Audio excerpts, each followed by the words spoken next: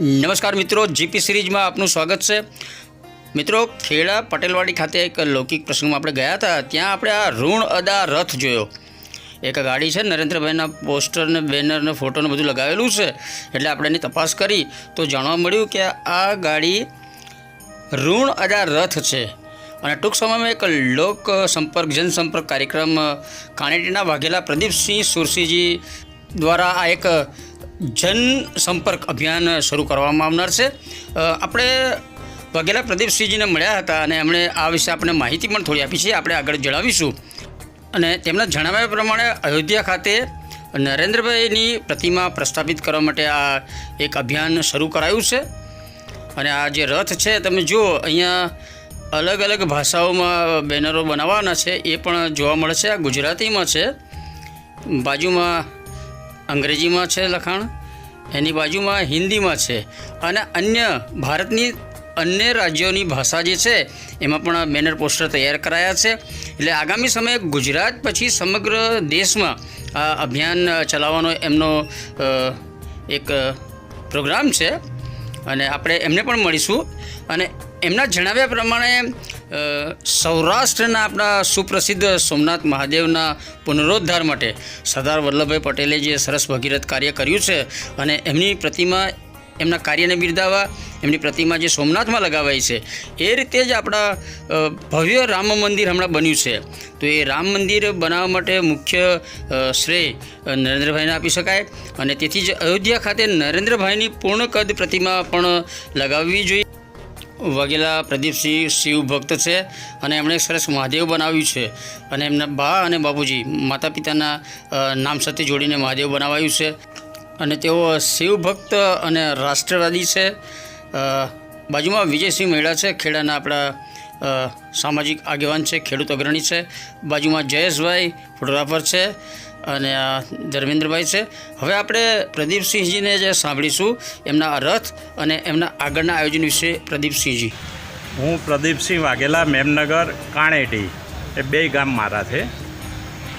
નરેન્દ્રભાઈએ જે છેલ્લા 23 વર્ષથી દેશ માટે, રાજ્ય માટે, દેશ માટે જે સેવાઓ કરી છે, એટલે એમનું ઋણ અદા માટે અમે આ ઋણ અદા રથ લઈને નીકળ્યા છીએ કે ભાઈ આટલા વર્ષો એમને કર્યું છે।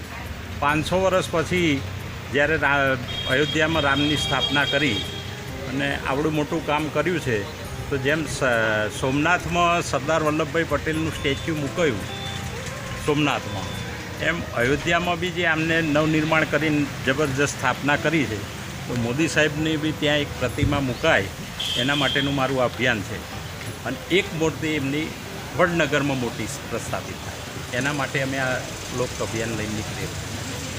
અને કેવું સફળતા અત્યારે, કેવું આમ પ્રતિસાદ કેવો મળે છે પબ્લિક? પ્રતિસાદમાં એવું છે કે અમે ઇલેક્શન પહેલાં ચાલુ કરેલું, પછી આ ઇલેક્શનમાં આચારસંહિતા નાતે લાગે એટલે અમે આને બ્રેકઅપ કરેલું। બરાબર। હવે નવેસરથી પાછું આ અભિયાન અમારું હવે ચાલુ થશે કે હવે આચારસંહિતાને ઊભી થઈ અમે દરેક ગામડે ફરીએ છીએ અને દરેક ગામમાંથી 25 જણના નામ, નંબર અને લઈ અને ત્યાં એક રામની અમે એક આરતી રાખેલી છે, એ આરતી આપીએ છીએ રામજી મંદિરે, દરેક રામજી મંદિરે ગામડે ગામડે।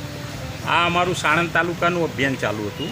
હવે દરેક તાલુકાઓમાં અમે પહોંચીશું આખા ગુજરાત લેવલે, અને આ રાષ્ટ્રવ્યાપી અભિયાન કરવાનું છે, જ્યાં મારે બીજા કોન્ટેક્ટો છે, પણ હવે એનું અભિયાન ચાલુ કરશું મોટા પાયે। ક્યાં સુધી આમ લક્ષ, ટાર્ગેટ, આમ સમય પિરિયડ? આમ કોઈ આનો સમય પિરિયડ તો હોતો નથી, પણ અમારે આ જે ફોર્મો ભરીએ છીએ એ ફોર્મ અમે રાષ્ટ્રપતિને અને અયોધ્યા ટ્રસ્ટને કે અમે આપવાના છીએ કે આટલા બધાની માગણી છે, તો આ રીતનું તમે આનું પ્રસ્થાપિત કરો।